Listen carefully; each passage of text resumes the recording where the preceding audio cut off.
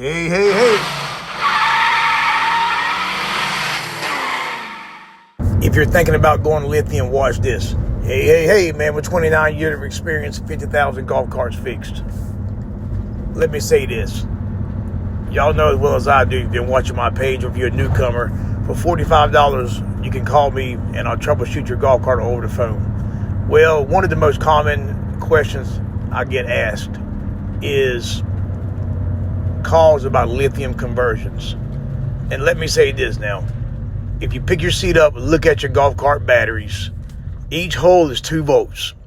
So if you got 3 holes in each battery, you more than likely have 36 volts, unless you have 8 batteries.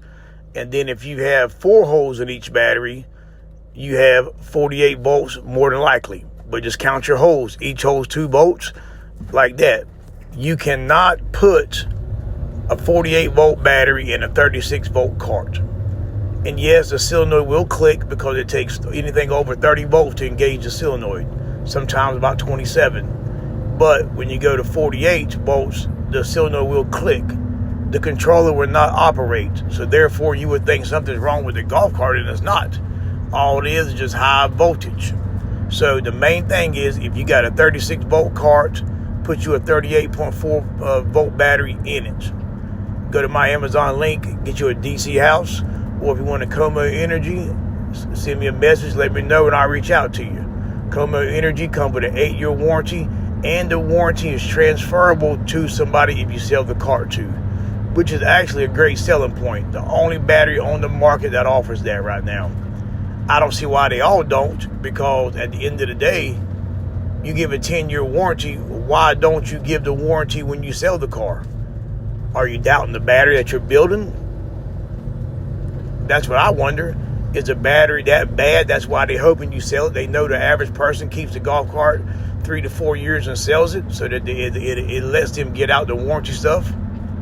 That's why I go with the Como Energy, man. 8-year warranty, fully transferable, 30 to 40 miles to a charge. They got the E-Max, which is 50 to 70 miles.